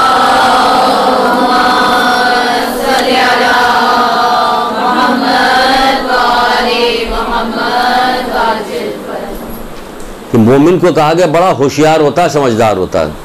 जल्दी लिखिए वरना वो ख़त्म हो जाएगा, टाइम बहुत कम रहेगा। समझदार होता है, जैसे उससे कोई गुनाह सरजद होता है फ़ौरन तौबा कर लेता है, फ़ौरन तौबा कर लेता है। मुतवज्जे तो होइए, जानिएगा तब पता चलेगा। क्या है, छठे इमाम जाफ़र सादिक़ अलैहिस्सलाम के पास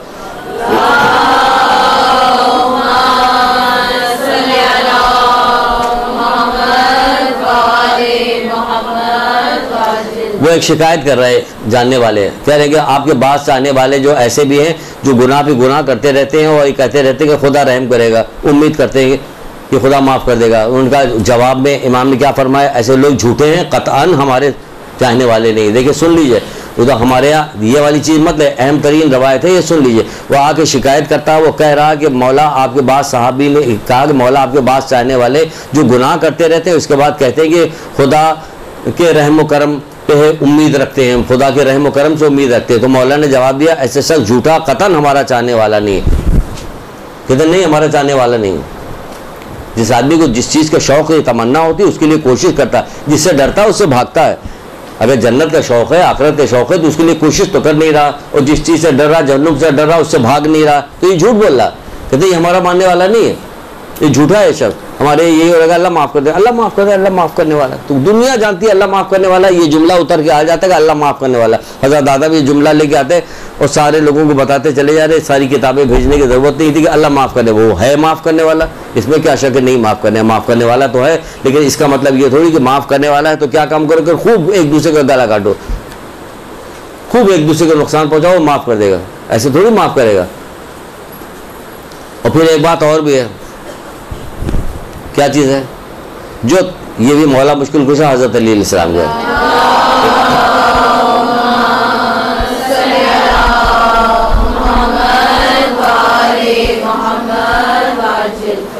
अभी इस सिलसिले की, तौबा के सिलसिले की आखिरी रवायत है, सुन लीजिए। आप फरमाते हैं कि जो तौबा के बारे में टाल मटोल से काम लेकर अपने आप को धोखा दे रहा है, जो भी तौबा के मामले में टाल मटोल से काम लेकर अपने आप को धोखा दे रहा है, उस पर मौत के अचानक हमले का ज़्यादा खतरा होता है। उस पर मौत के अचानक हमले का ज़्यादा खतरा होता है। धोखा देता है, टाल मटोल से काम लेकर अपने आप को धोखा दे रहा है। वो कह रहे धोखा दे रहा अपने आप को।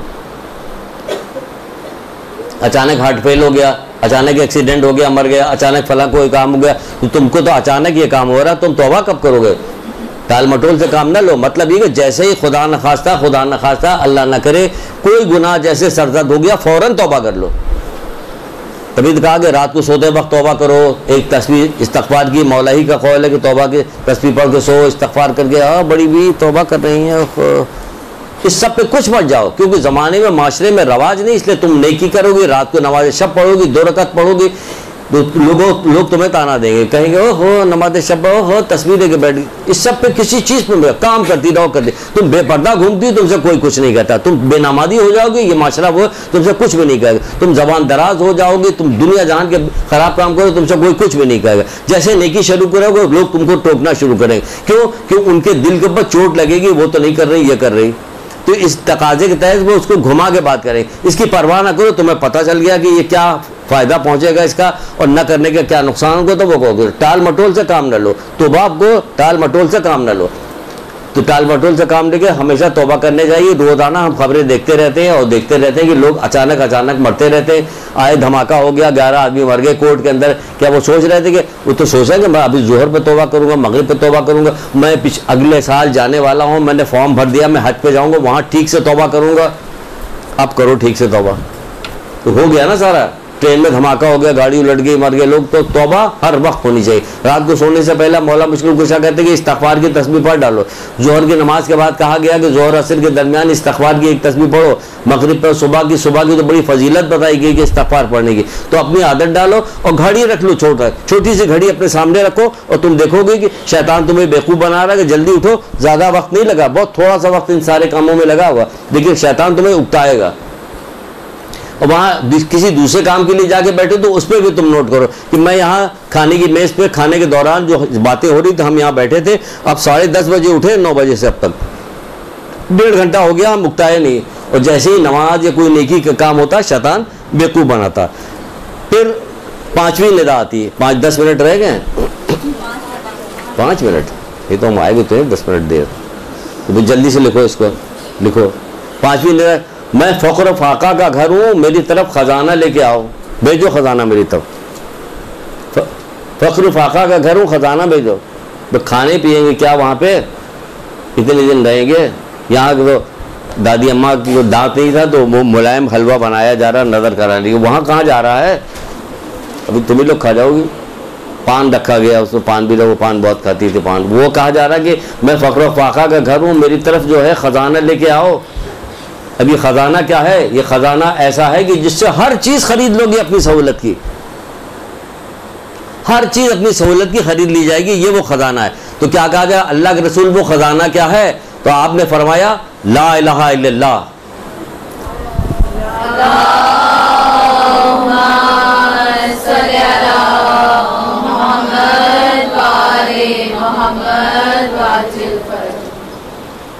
ला इलाहा इल्लल्लाह। 1-2 रवायत लिख लीजिए, बस आपकी ज़हमत तमाम। अल्लाह के रसूल फरमाते, रसूलुल्लाह फरमाते, कोई मोमिन ऐसा नहीं है कि वो ला इलाहा इल्लल्लाह कहे, कोई मोमिन ऐसा नहीं है कि जो ला इलाहा इल्लल्लाह कहे, मगर ये कि उसके नामाए अमाल से बुराइयां मिटा दी जाती हैं, यहाँ तक कि उन बुराइयों के बराबर नेकियां लिख दी जाती हैं। ये कौन लिख रहा? क्या कहा जा रहा है? ला इलाहा इल्लल्लाह जो आपके कहने से बुराइयां मिटा दी जाती है, उसके जगह पे नेकियां लिख दी जाती है। परवरदिगार कह रहा है, ये आपको नियामतें मिल रही, कान से आपने सुना और आवाज़ नहीं आई कि सुभान अल्लाह। सुभान अल्लाह क्या कहना मेरे परवरदिगार। एक छोटा सा आर्टिफिशियल अगर बंदा ला के कोई देता है, माशाल्लाह सुभान कितना खूबसूरत अम्मी लाई है, उसमें माशाल्लाह सुभान अल्लाह, ये इतनी बड़ी नेमत मिल रही, ना माशाल्लाह की आवाज़ है ना सुभान अल्लाह की आवाज़ है।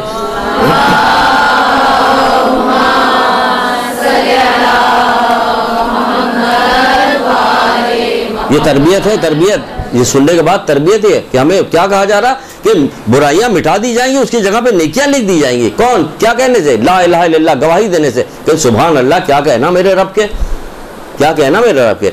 एक सवाबुल अमाल नाम की किताब है, किताब का नाम है सवाबुल अमाल, शेख सदूक की लिखी हुई किताब है। आपने कहा सुभान अल्लाह, उसमें लिखा हुआ सुभान अल्लाह कहने की क्या फ़ायदा। आपने कहा अल्लाह अकबर, उन सारी हदीसें उसके अंदर दर्ज है तमाम आइम्मा की कि अल्लाह अकबर कहने के क्या फ़ायदा। माशाअल्लाह हर चीज़ उसके अंदर, हर चीज़ का कहने का फ़ायदा है। तो अच्छी बात मुझसे निकालिए थी, किस चीज़ का फ़ायदा आपको बताया जा रहा है? ला इलाहा इल्लल्लाह का। फिर ला इलाहा इल्लल्लाह का फ़ायदा ये बताया जा रहा कि आपके रसूलुल्लाह फरमाते हैं कि सफ़ा और मरवा के दरमियान में जिब्रील आए और कहा कि ए मोहम्मद, सादतमंद है आपकी उम्मत कि वो लोग कि जो इखलास के साथ ला इलाहा इल्लल्लाह कहते हैं, सादतमंद है। कहाँ? सफ़ा और मरवा के दरमियान हज़रत जिब्रील आए और आगे कहा ए मोहम्मद, सादतमंद है आपकी उम्मत में से उन लोगों के लिए, सादतमंदी है किन लोगों के लिए? जो इखलास के साथ ला इलाहा इल्लल्लाह कहते हैं। इखलास क्या है भाई? ये 2 लाइन बता के ख़त्म करते हैं। इखलास क्या है? 2 लाइन तो बाद में बता के ख़त्म करते हैं, लेकिन एक ये है कि अगर दिन भर में एक तस्बीह ला इलाहा इल्लल्लाह की पढ़ लिया तो क्या हुआ? क्या क्या हो जाएगा? ये हो जाएगा, ये फ़ायदा मिलेगा। अभी से पढ़िए ला इलाहा इल्लल्लाह, अभी से सुनना, ताकि जब आपकी एक उम्र आए या ना आए या आए, आप मालिक हो हज़ारों लाखों की, ख़जाना है ना, तो आपके पास ख़जाना ही ख़जाना होगा। ख़जाना तो आपको मिला हुआ, लेकिन जब पिछली दफ़ा सुनाया था वहाँ जाके बादशाह के तख्त के ऊपर बैठ के सो गया था, बाद में डंडे मार के निकाल दिया गया, सब वक्त खत्म हो गया, चलो निकलो, कुछ भी नहीं लेगा। तो ये ऐसा ना हो कि ख़जाना तो दिया गया, ख़जाने का तरीक़ा बताया गया, लेकिन टाल मटोल से काम लिया जा रहा है कि ख़जाना नहीं। तो ला इलाहा इल्लल्लाह पढ़ती रहिए। तो क्या कहा जा रहा है कि ला इलाहा इल्लल्लाह के इखलास के साथ। इखलास क्या है? इखलास ये है, हदीसी में है, इखलास ये है कि अल्लाह ताला की हराम करदा चीज़ों से अपने आप को बचाइए। ये है इखलास कि जिस चीज़ से मना किया उससे रुक जाइए, जो आपके ऊपर हराम किया उससे रुक, ये है इखलास। तो ला इलाहा इल्लल्लाह पढ़िए, इखलास भी भर दिए, क्योंकि उससे आप बचती रहिए। जो शख्स 100 बार ला इलाहा इल्लल्लाह कहेगा, ये भी इमाम जाफ़र सादिक़ अलैहिस्सलाम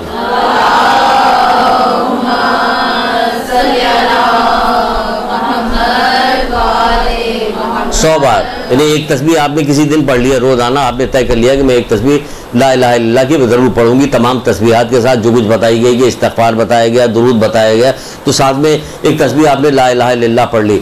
ऐसे लोगों, आपके यही मदरसे में ऐसे लोग भी मौजूद हैं जो रोज़ाना 1000 दफ़ा ला इलाहा इल्लल्लाह पढ़ते हैं, और काम कितना कर रहे होते हैं वो, आप उनको देखती कि एक लम्हे के लिए उनको फुर्सत नहीं रहती, नीचे ऊपर भाग रहे होते हैं, और आम दिनों में जाके काम भी करते हैं, रोज़गार के लिए भी सिलसिले में काम करते हैं, और कहते हैं मैं 1000 दफ़ा रोज़ाना ला इलाहा इल्लल्लाह पढ़ता हूँ। तो ऐसी कोई हैरत की बात नहीं जो आपसे कहा जाए कि एक तस्बीह पढ़िए तो आपके लिए पहाड़ हो गया, एक तस्बीह नहीं पढ़ सकती हैं आप। तो कहा जा रहा है जो शख्स 100 मरतबा ला इलाहा इल्लल्लाह कहे तो उस दिन में वो शख्स जो है अमल के लिहाज से तमाम लोगों से अफजल है। अमल के लिहाज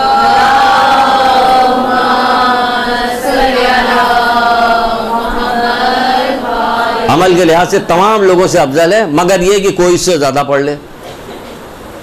अमल के लिहाज से तमाम लोगों से अफजल है, मगर ये कि कोई उससे ज़्यादा पढ़ ले। तो उम्मीद है ये जो चीज़ बताई गई है ये हर शख्स के लिए है, ज़रूरी है। बल्कि अगर मैं ये कहूँ कि इसाले सवाब की मजलिस में अगर गाहे बगाहे ये पढ़ी जाती, क्योंकि जो इसाले सवाब जो हो रहा है वो किसी साहब के इंतकाल पे ही हो रहा है ना, तो अगर वो इंतकाल पे जो इसाले सवाब हो रहा है तो बताया जाता है कि जो लोग ज़िंदा हैं तो वो क्या काम करें, कि इसमें तो तमाम चीज़ें उनको भेज भी सकता है कि परवरदिगार की तरफ से रहम व करम है। ये 5 की 5 चीज़ें जो कब्र पुकार के कहती है कि हमारे लिए ये काम करना, तो ज़िंदगी में आप अपने लिए भी कर सकती हैं, अपने अजीज़ रिश्तेदारों के लिए भी कर सकती हैं। तो तभी तो कहा जाता है कि मुर्दे के लिए जो है सूरह यासीन पढ़ो, सूरह मुल्क पढ़ो, हैं सूरह हशर पढ़ो, आतल कुर्सी के बाद जितने लफ्ज़ आतल कुर्सी के एक लफ्ज़, आतल कुर्सी के जो एक लफ्ज़ है इतने बराबर जो है नेकियां उन तमाम मशरिक़ से मग़रिब तक जितने मुर्दे सबको पहुँच जाती है, और उसी के बराबर तुम्हें भी मिल जाएगी। तो कुछ याद रहता वहाँ पे, कुछ भी नहीं याद है। इतनी अहम तरीन ये सारी चीज़ें हैं, अपनी ज़िंदगी का हिस्सा बना लीजिए, क्योंकि हमें हमेशा यहाँ नहीं रहना, जहाँ हमेशा रहना है वहाँ के लिए तैयारी कीजिए, ताकि एक दूसरे से मुलाकात कीजिए, एक दूसरे को मुबारकबाद दी। माशाअल्लाह से आप भी आ गई, आप भी आ गई, आप भी आ गई, सबको देख के खुश होंगे कि हाँ सारे के सारे लोग यहाँ अमन वाली जगह पे यहाँ पहुंच चुके हैं।